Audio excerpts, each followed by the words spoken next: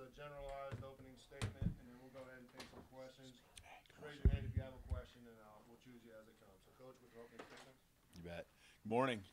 It's good to be here. First time, obviously, at these meetings, and it's crazy to think what time of the year it is here, just past Memorial Day, and got a big June ahead of us, and it won't be long. We will be on the football field. So excited about the direction of our football team and where we're going right now. Guys just reported in for workouts today, so we're missing that. I'm missing that, but I think everything's in a good spot. So looking forward to a great summer and season ahead. Questions? Thank you, Coach. Question to start in the front left, Matt. Kalen, I know it's not going to be the biggest topic of conversation this year, but are you for 8 or 9 conference games in the long term? Yeah, I'm sure there's. I can hear both ends of it. I think you'd have to make adjustments to your non-conference schedule depending on which direction you go. And I know the SEC slate that every team will have is going to be strong, and it's going to be one where you'd have to adjust how many Power 5 teams or Power 4 teams you're going to play in the non-conference schedule. So I think 10 games, not nine games. Power 5 games are the ones that is a good number. So if it was 8, probably add 1 or 2. And we'll kind of see from there. So I'm up in the air on it, obviously, and want to hear both from my athletic director and also the pros and cons, from the conference on where it all stands. And we'll talk about that today. If you could also just give your name and affiliation before you, for my sake, Coach. So we'll go in far left here, Heather. Hi, Heather Dennis, ESPN. What's your ideal roster size, and typically, how many walk-ons do you like on a team? Yeah, I think when I think back over the years, and I've been at a lot of different levels when it comes to putting a team together. The crazy thing is people always look and say only 11 are on the field at a time, but there's a lot that goes into development. There's a lot that goes into putting together a practice, that I think is efficient. There's a health and safety piece for sure that comes into play when it comes to roster size. I think it was, smaller college levels have been as low as 100, 105. And been as high as 135. And I think that somewhere in between is a good number to have as far as executing, throughout the course of a season and having some depth. And I think there's other pieces too, especially in the latter years here, having legacy players, those that maybe are walk-ons that come onto your program and grow into being a scholarship player. There's a lot of variables that come into play. So, first and foremost, it comes to the health and safety and, efficiency and having a successful practice that I think you want to execute each and every day. That's important with the number that's on your roster. So, I've operated with 110 back about 4 or 5 years ago, 120 last year, and we'll have a few more than that with the way and the direction that we're at with Alabama this fall. And about how many are typically walk-ons? Well, everything above 85 normally, so anywhere from 15 to 35. Front middle right here. It's Mike Griffith, UJC Dog Nation. Coach, on availability reports, Commissioner Sankey said there'd be some discussion about that. We know that some coaches have been kind of guarded about saying who's going to be available, who's not. What are the concerns, and do you think there could be some standardization for that? Do you have any ideas of how that might go down? I don't have all the answers to that right now as far as how I feel. Again, I want to listen to a lot of the reasons for and against. I understand why having some consistency is important. Sometimes it clears up even your communication to everyone that wants to know. And I understand from from just consistency across the conference, trying to pull that all together, but and even across the country, with the different conferences. So some consistency is certainly something I understand. I'm open to the idea. I just want to understand more about what the expectation would be and what that format would look like. Just a quick follow, I guess you're batting lead up. Did you draw the short straw to take on these issue questions? I guess. Yeah, I feel like it's all good. It's all good. And again, we have the meetings this afternoon where I know we'll hear a lot of and have a lot of debate going back and forth and work together to try to figure out what's best. Go right in the middle, Nick. Nick Kelly, Tuscaloosa News. Kalen, with the expanded playoff and potential for a longer season, how does that affect any just the load management and just kind of how you structure your off season? Kind of how are you handling that? Yeah, I think it's always been something that I've been conscious of.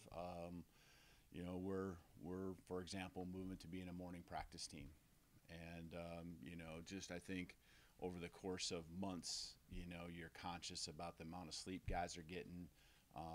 That's not even getting to the part that I think you're referring to with the amount of contacts and hits and games that guys are playing. And so I'm always conscious of that because you want to be playing your best ball at the end of the year. You want to be fresh, both mentally and physically. And there's just a fine line because you have to be prepared for those games throughout the season, which takes a lot of work, takes a lot of time. And so from the summer workouts through the fall camp, tying that into school and everything they have on their plate, that's a lot. So we want to make sure that we're always conscious of communicating, working with our team to adjust and do what's needed to make sure we're playing our best ball come the end of the season, but making sure we also have that possibility of or have done a good job throughout the year to put ourselves in a spot to be in the playoffs and postseason. Go front row and right, Dennis. Dennis Dodd, CBS Sports. Kalen, in relation to Heather's question, can you operate safely and effectively with a roster of 85 scholarship players? That's a tough. I mean, there's obviously always a way. You could ask me any question, and I'm always going to come up. There's always a way to get it done. Would it be a much different look than what we probably do as far as coaches and executing our practice plans? Absolutely.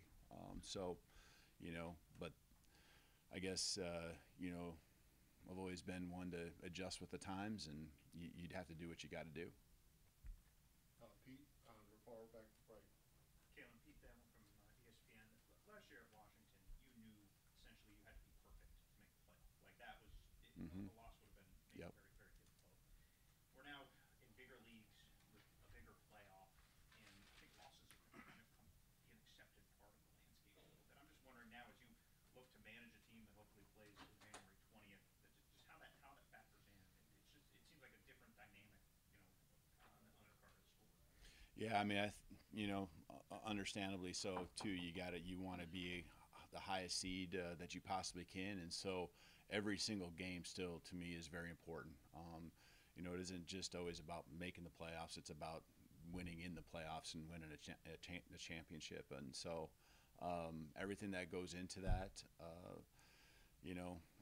matters when it comes to each and every game. So,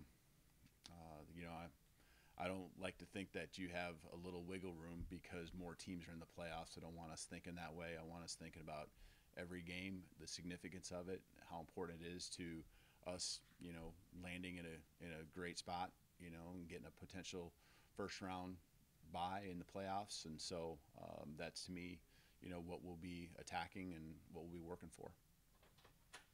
Yeah. All the way back, quarterback left. Yeah, Bobby Burton, Texas football coach. In light of the House settlement, what are the 2 or 3 things that the coaches and you in particular are looking forward to discussing this week as it relates to the future? I think it's just getting all the information. We hear things, you read things. I know that it's still in the process right now. So trying to understand where it's really at, and having that communication where we're all in a room together and really hearing the facts. And so trying to separate what is real and what isn't real. I think that's really where it starts. Second row back left. Josh Gilman from LoneStarLive.com. Kalen, you guys don't play Texas this year, but obviously as a coach of Washington, you've seen Texas, had a scheme for Texas in the very recent past. What stands out about Sark and Quinn and the personnel, and just what makes them dangerous? Mm-hmm. Yeah. Yeah, certainly over 2 years you can see, and following Coach Sark, because we, in our past, I guess, haven't connected, collided, but he was the Washington head coach at one point too. So understanding what he's done there with the program, he's done a great job building it, and improving it each and every year. And of course, I've seen that the last 2 years. Extremely competitive team with a lot of talent, play with great physicality, and I've been through it now. Been won some big games. Also learning from the experiences that they've had together as a program. I know guys graduate, guys move on, but I can see the direction it's going, and so giving some props to Coach Sark on what he's building. Got a question from Blake in the middle here. Kalen, Blake Popmeyer, USA Today Network. You mentioned in answering Dennis's question that you've always been one to adjust to the times when you're talking about roster size.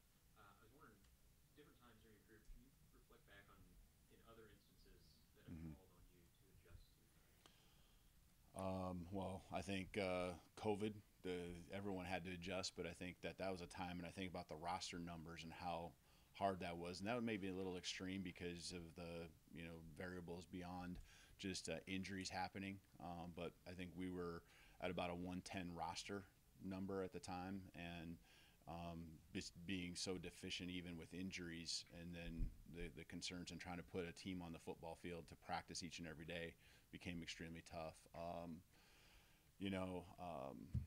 Just moving from different parts of the country, and understanding that there are different styles to the way different conferences play the game, the way they recruit, the way, it all just even geographically on how it's different, having to adjust to that, when you're in a remote area, getting kids to come through like we can at Alabama, throughout the spring, which is much easier. They can just drive away, but I've had to adjust to those different parts of the country, the different styles of play. But in the end, you just really try to make it about the main thing, and you focus on the kids, you focus on the X's and O's, you focus on your staff, putting together the best plan to help your guys be successful. And when you really simplify it down, it's not easy, but it becomes easier, when you try not to make it more complicated than it needs to be. I'll try to get to everyone's questions here. We got a question from Ryan Hennessy in the far back. Coach Ryan Hennessy, NBC 13 in Birmingham. Picking up on the last question, adjusting. Now that you kind of have a little bit of a break going into summer, I don't know if that's the right word, a break. Every day you have an event at night or something. How do you kind of reflect on how you've handled replacing Nick Saban and moving forward as the head coach at Alabama? Yeah, I think it's all about being excited to be here because of what this program's accomplished over not just Coach Saban's time in the last 17 years, but over many decades, and the great coaches, the great players and staffs that have been a part of these great teams, and just building on it. And I think there's always areas and ways where you can take what the foundation is and continue to add to it in your own way. I, of course, got to be who I am and be true to that, and put a staff around me that I think complements myself, the different strengths, the areas where, need guys in different roles, whether it be, your offense staff, your defensive staff, and just having everyone pulling in the same direction, I think is a strength of mine and helping them do that. So, it's been awesome embracing everything that Coach Saban has done for this program and really celebrating what he's accomplished, over that time. And I know we have a full roster of players that were recruited specifically, yes, to come to Alabama, but also to play for Coach Saban as their head coach. And so, I understand that fully as well. And I want to make sure that connection is always there, and that they always feel like they can reach out to the coach that recruited them, at the beginning. And also that Coach Saban knows he's always got an open door to the program as well. I've referred to it a few different times as this is our program. When I say ours, it's all those people that have been a part of it for many years. And that, of course, includes Coach Saban. All right. Ross Steller, Yahoo. Kalen, Coach Saban was pretty famous for doing the two-spot issue, but Mhm. how would you change your practice if it was 85? Yeah, Even we if it was 95? yeah we did 2 spotting and 2 sessions during the spring this year too. You know, and when you have more depth, you want to get reps for the guys, and so that was certainly the way we operated. Even during spring ball, and so that number would jump from a roster standpoint for this fall with a couple additions this summer coming in, whether it be a couple transfers or the rest of the 24 class.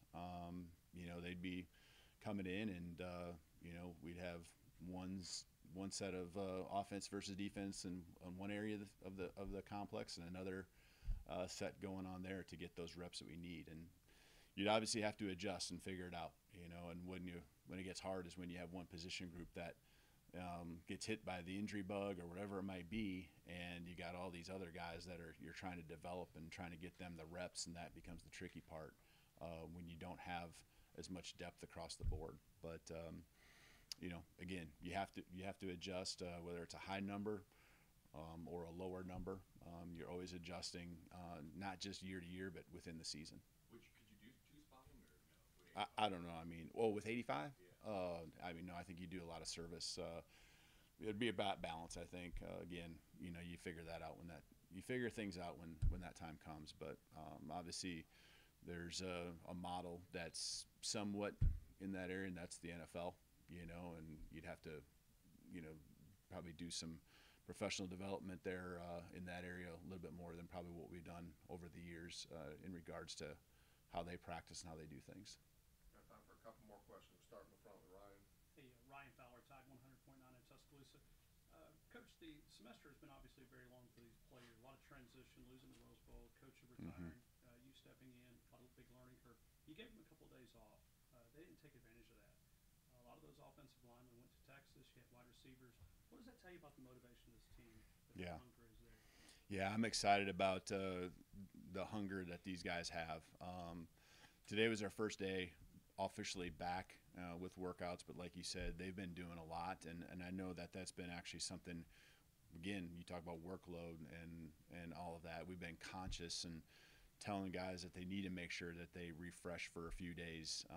And you know, I love that hunger is there. The guys, I mean, I'm on a thread this morning. Guys wanting to get together, some of our leadership group, to make sure that the mindset's in the right place.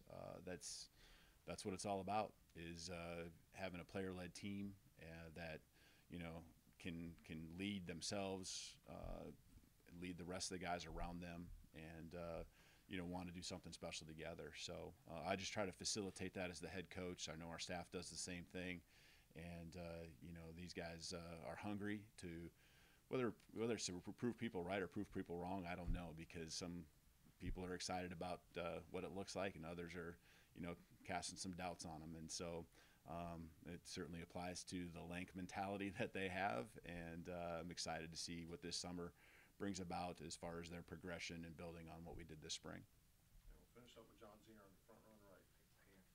John Zinger with AP says there's no limit on roster questions.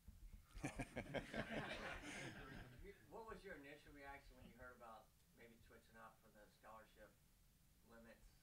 And do you have a handle on whether it means you could have more scholarship players or a much smaller roster? Do you have any kind of handle on how that could look? I really don't. I really don't have a handle, and I know I was waiting for. I'm one that never overreacts to anything, whether it's going to be, you know, in favor or something that's not going to favor maybe how I feel. I really am never going to overreact, and I want to, you know, kind of see what happens here and be a part of whatever change needs to happen to make our game better when I can. But you know, just understanding the facts and what we have control over, what we don't have control over is, you know, certainly something I know it's going to be discussed a lot today. All right, thank you, everyone. Awesome. Appreciate it. Thank you, Real Tide.